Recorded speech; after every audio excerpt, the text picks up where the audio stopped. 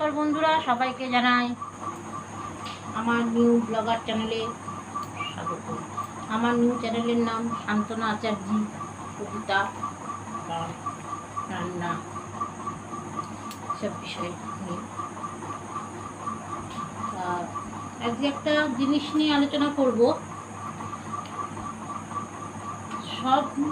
যেসব মানুষদের বাড়িতে মা বাবাদের মেয়ে সন্তান রয়েছে, তারা তো এক সময় বিয়ে দেবেন। সেই বাড়িতে যখন একটা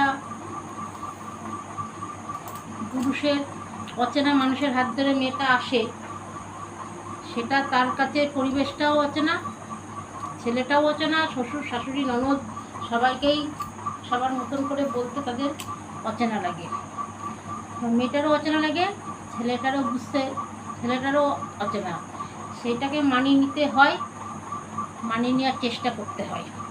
সবসময় একটু পান থেকে চুন খসলেই মানুষ বলে ওই মেয়ে লক্ষ্মী, ওই মেয়ে এসছে বলেই আমার সংসারে আজকে ক্ষতি হয়েছে। কথায় একটা কথা আছে, এটা আপনারা মানেন কিনা জানি না, আমি খুব মানি। এক হাতে তালি বাজে না, এক হাতে তালি বাজে না, কখনো এক হাতে তালি বাজে না। কখনো একজনের একটা পরের বাড়ির মেয়েরই একার দোষ থাকে না, তাদের পরিবেশ বাধ্য করে। কিন্তু পুরুষ মানুষ বা ননদ শ্বশুর শাশুড়ি ভাগনা ভাগ্নি যেটা যাই হোক না কেন, তারা কখনো কিন্তু স্বীকার করে না তাদের দোষটা। একটু কিছু হলেই পান থেকে চুন খসলেই তারা বলে যে বউদের দোষ। বউদের দোষটা তো এক হাতে আসছে না, একার দ্বারা তো সম্ভব নয়। কোনো বউদের এক হাতে বউরা তার তালি বাজাতে পারবে না। ওদের তালি বাজাতে গেলে তো দুটো হাত দরকার। দুটো হাতটা এই যে বিপক্ষের হাতটাও যে দোষী, সেটা বিপক্ষের মানুষরা কেউ স্বীকার করে না। এটাই সবসময় একটা মানুষ আমাদের মধ্যে দুঃখ থেকে যায়। সেই এক হাতে তালি বাজে না, এটা নিয়েই আমি আমার নিজের মতন করে আমি একটা কবিতা লিখেছি। সেই কবিতাটা আমি সবার সামনে পরিবেশন করছি। বন্ধুরা যদি ভালো লাগে কমেন্টে জানাবেন। এক হাতে তালি বাজে না, কলমে শান্তনা আচার্য। কথায় আছে, এক হাতে কখনো বাজে না তালি, একতরফা ভাব তোমরা শুধু পরের বাড়ির মেয়েটারই দোষ দাও খালি খালি। থাকে যাকে নিয়ে এসেছো হাতে ধরে মা বাবার কাছ থেকে, কি শান্তি পাও তোমরা পুরুষেরা মেয়েটাকে কষ্টে রেখে। এমনি হয় না ছাড়াছাড়ি, নুন ঝাল সমানভাবে না দিলে হয় না কোনো তরকারি। সবাই ভাবে ছেলেটাই ভালো, মেয়েটাই করে বিরক্ত। আসলে এক হাতে তালি বাজে না, তাই সবাই বোঝে না মেয়েটার গুরুত্ব।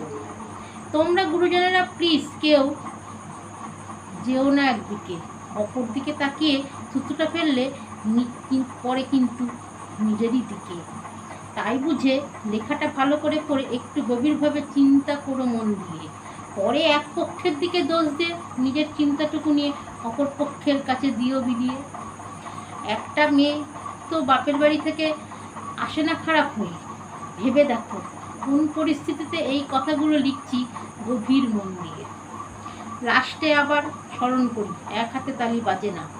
ভেবে দেখো বন্ধুরা, অপর পক্ষের কাছে না বুঝে না ভেবে তোমরা আর এক পক্ষে কথা বলে সাজে না। সময় আছে, এর উত্তর একদিন পাবেই। যখন সব শেষ হয়ে যাবে তার মাথা খুঁজেও কিছু উপায় নাই। তাই বলি, এই প্রবাদটা মনে রেখে বিচার করো, মানুষের কিন্তু একটা হাত দুটো হাত। তাই ভেবে চিন্তা এই কথার মানে নিজেকে উত্তর করো। ভালো লাগলে কমেন্টে জানাবেন।